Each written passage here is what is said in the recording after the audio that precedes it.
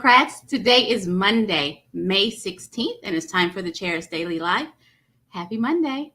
So, all last week I was in Seattle networking and just learning from chairs from all over the nation, the 50 states and the 7 territories. And I have so much to bring you guys. But over the weekend, the governor was concerned that I might have a live where I didn't focus on him. And so he did something else crazy. And I have to oblige him by making sure that you guys are aware of the governor's recent press, right? So this weekend, he did an interview with Fox News, which is, one of his favorite places. I almost feel like he's there more than he is at the Capitol. But he did an interview with Fox News where they were talking about abortion.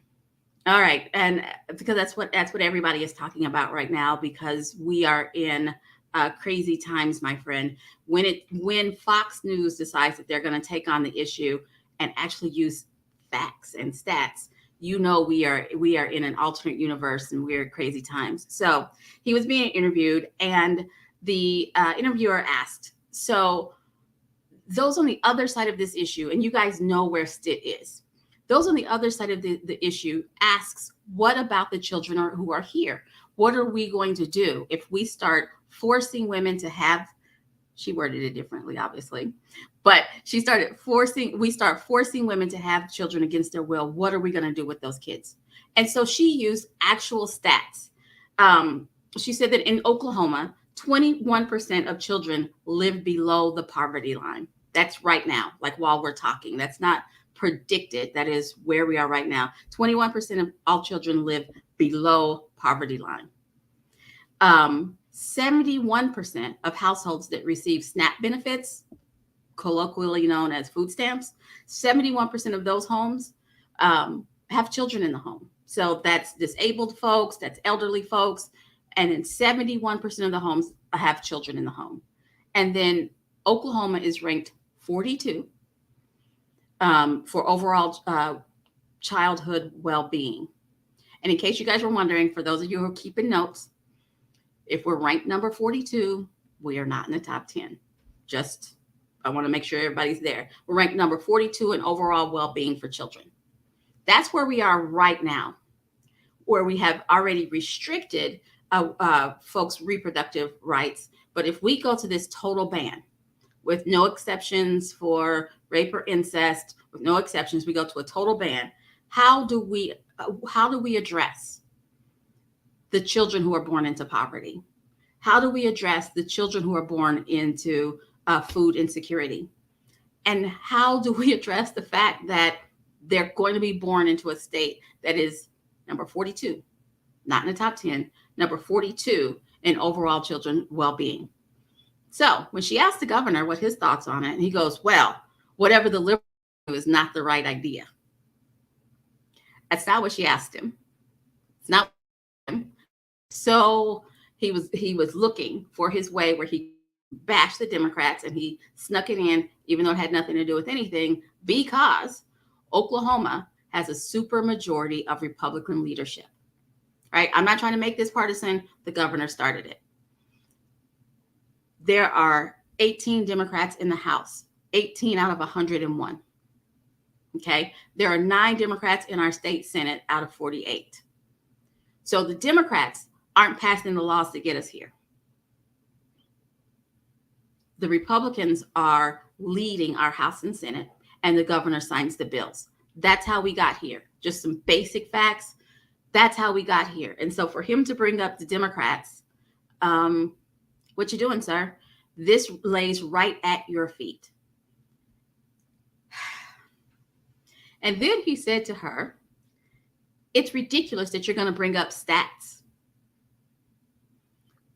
I don't know if that just shows us who he is and the fact that facts and stats don't go into his decision-making process or what, but he was offended that she came with facts and stats. And maybe it's because he went to Fox News and he thought he was just going to get only what he wanted to hear, and she was going to serve him up softballs. But the problem is that there were these pesky little facts were out there, and she decided to use them. He had no answers. He had no stats. All he said was, We are going to force people to have kids against their will. That's not the words he used, but that is the offshoot of what he said. That no abortions, no exceptions. That is forcing people to have children against their will without having a plan of what we're going to do. And yes, if I get pregnant and bring a child into this world, it is my responsibility to take care of that child. I believe that. That is where I live. That is why I don't have kids. That is what I believe. However, we can't just leave children to starve. We can't just leave children to fend for themselves. And we are not, we shouldn't be legislating in fantasy. We should be legislating in the real world. And in the real world, in the state of Oklahoma, 21% of existing children live below the poverty line. We rank number 42 in childhood well-being. And 71% of the households who get SNAP benefits have children in those homes.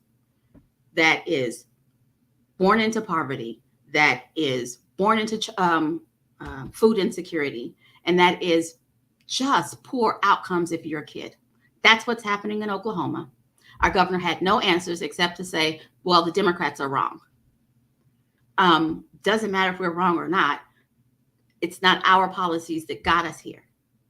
I know our Democratic legislators, and if the Republican legislators would put up something that addressed these issues, I assure you that the Democrats that represent us now would vote for the measures that would lift children out of food insecurity, lift children out of poverty.